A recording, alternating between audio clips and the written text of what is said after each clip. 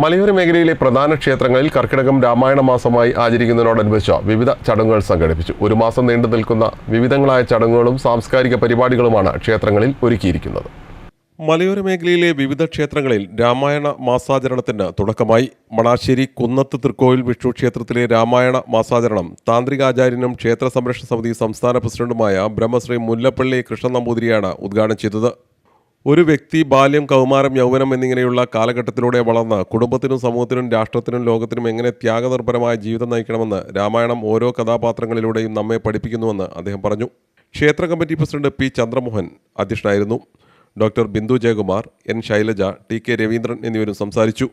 ഒരു മാസക്കാലം വൈവിധ്യമാർന്ന പരിപാടികളാണ് രാമായണ മാസാചരണത്തോടനുബന്ധിച്ച് ക്ഷേത്രത്തിൽ ഒരുക്കിയിരിക്കുന്നത്.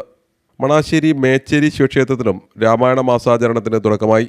തച്ചോലത്ത് ഗോപാലനാണ് ചടങ്ങുകൾ ഉദ്ഘാടനം ചെയ്തത്.